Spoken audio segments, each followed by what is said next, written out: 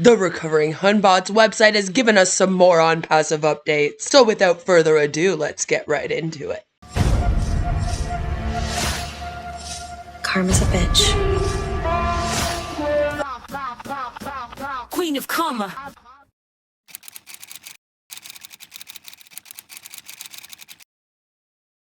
OVERIFY. Onpassive's Asmahan Mufareh fails to know your customer verification. Oh no, she didn't. Key takeaways. Mrs. Asmahan Mufareh, Ash Mufareh's wife and controlling owner of Onpassive's India operations, has had her Indian director identification number deactivated. Mrs. Mufareh has failed to adequately comply with India's Know Your Customer requirements for corporate directors. The deactivation spells trouble for any continued legal presence of Onpassive in India. We have learned that Asmahan Mufareh, the wife of Onpassive's founder and CEO, Mr. Ash Mufareh, has recently had her director identification number, DIN, suspended by India's Ministry of Corporate Affairs, MCA. In addition to sharing her Onpassive business with her husband, Mr. Mufareh, the couple are enjoined as defendant and relief defendant in a civil case brought against them and Onpassive by the United States Securities and Exchange Commission for operating a fraudulent multi-level marketing scheme, amongst other accusations. Mrs. Mufareh's complete legal control of Onpassive's India operations.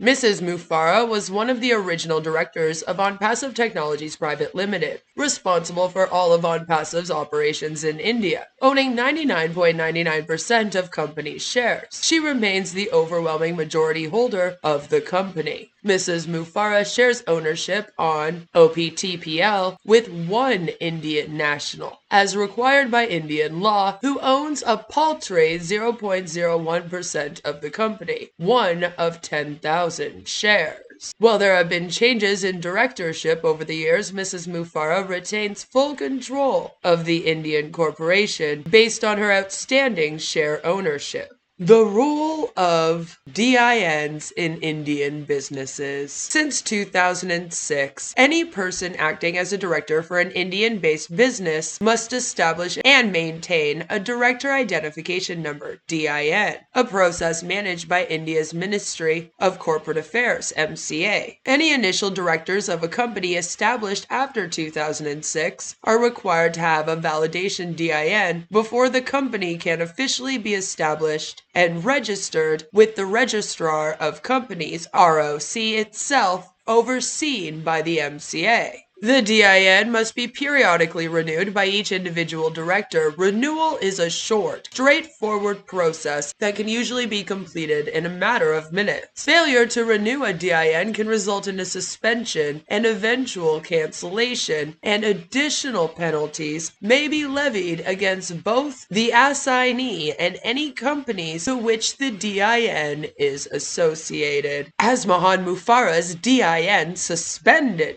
Mrs. Mufareh's DIN was suspended by the MCA in late 2024. The suspension was due to Mrs. Mufareh failing to complete the required Know Your Customer KYC process as mandated by the MCA. Interesting. We find this especially ironic given how many thousands of times Mr. Mufareh, Onpassive Leadership Council members, and founders have spoken about the robust, above-market value OVERIFY KYC solution that was to be offered by Onpassive. The OVERIFY solution has allegedly been ready to go live at any moment for over 2 years at the time of publishing. This was published January 30th, 2025. The requirements for renewing a DIN are minimal compared to the requirements of many countries, and something one would expect a director of a supposedly unicorn company would ensure was completed.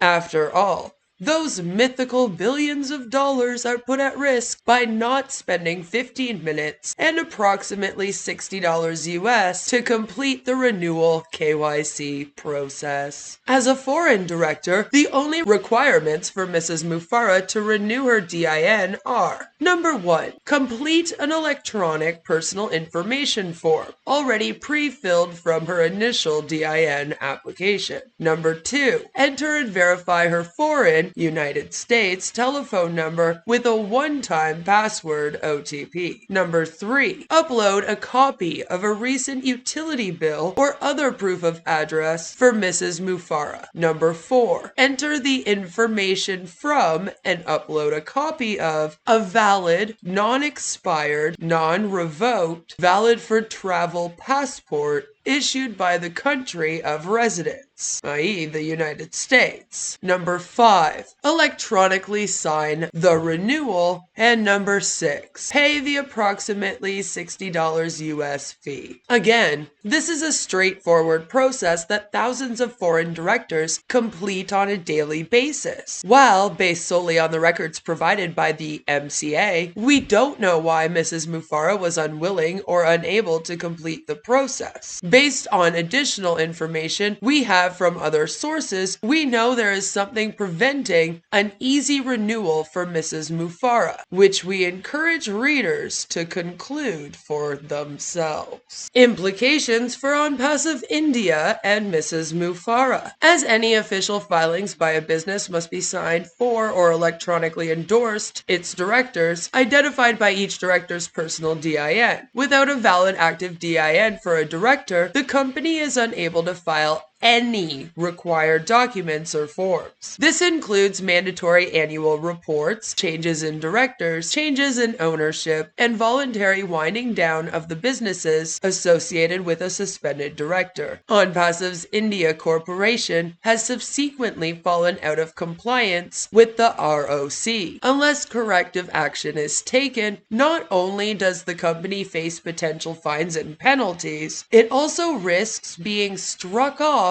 involuntarily. In addition, a company out of compliance with the ROC or any other MCA-controlled group may lose complete access to financial institutions.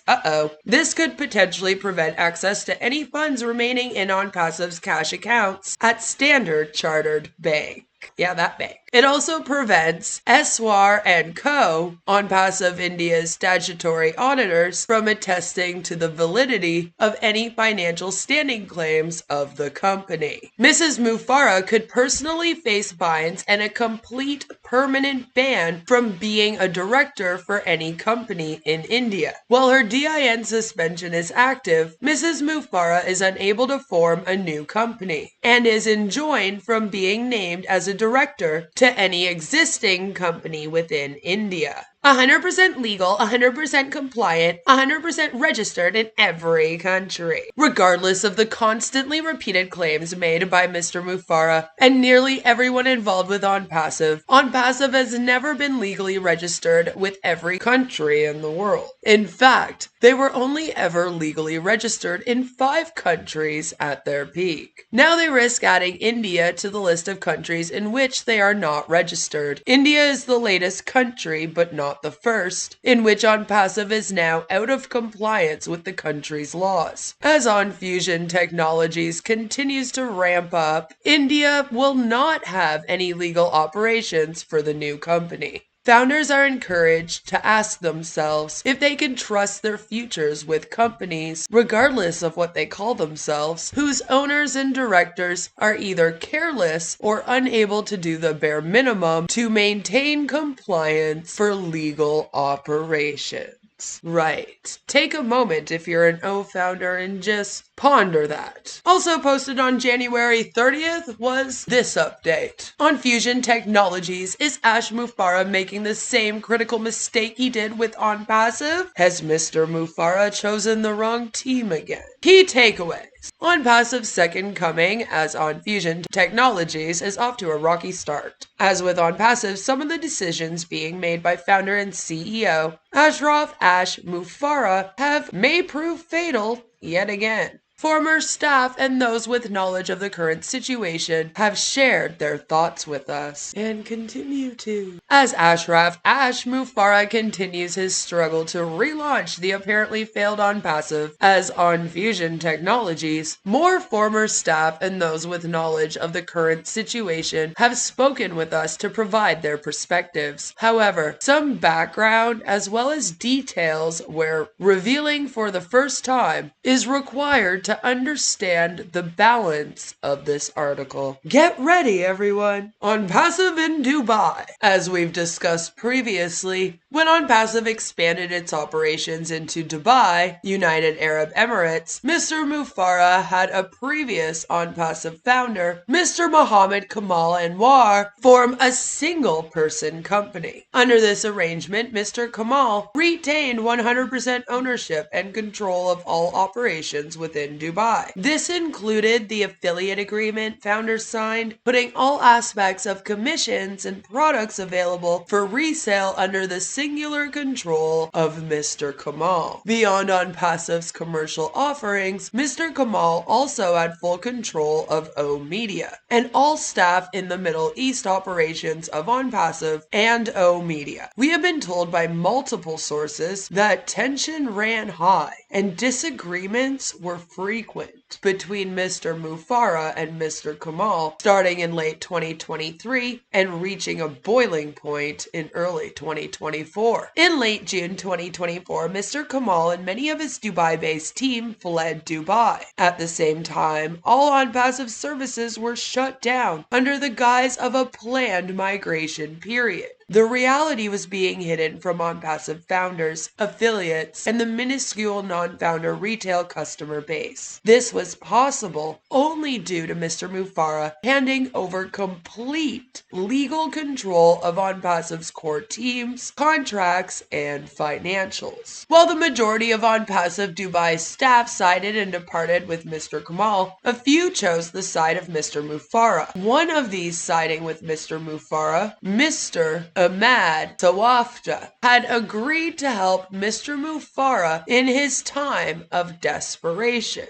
Mr. Sawafta, a Dubai resident, had served as the Director of Human Resources for Onpassive Dubai. Following 15 years of human resources service at 4 UAE-based companies, all in the logistics or industrial production sector, one of the companies for which Mr. Sawafta worked at prior to joining Onpassive was Abu Dhabi National Industrial Projects Company, ADIPC, which operates with 3 subsidiaries. One of those subsidiaries is Abu Dhabi National Paper Mill, ADNPM, whose primary products are facial and toilet tissues, napkins, and hand towels. Conveniently, Mr. Kamal worked for Abu Dhabi National Paper Mill as an assistant manager of quality, health, safety, and environment,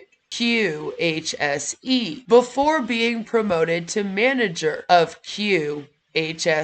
There was an approximately 3.5-year overlap in Mr. Sawafta's and Mr. Kamal's employments at ADIPC. Neither Mr. Kamal nor Mr. Sawafta had any prior experience with a company offering software as a service SaaS, let alone a technology company. This clearly made Mr. Kamal the ideal candidate to own and manage Onpassive's core operations, at least to Mr. Mufareh. Mr. Mufareh's rebound man. As Mr. Kamal and Mr. Mufareh parted ways in June 2024, Mr. Mufareh had already chosen his next Mohammed Kamal, none other than Mr. Sawafta. We have been told by multiple sources that Mr. Mufareh felt Mr. Sawafta to be trustworthy, dependable, and most importantly, loyal to Mr. Mufareh. We are told that Mr. Mufareh had already been laying the groundwork to launch an Onpassive offshoot,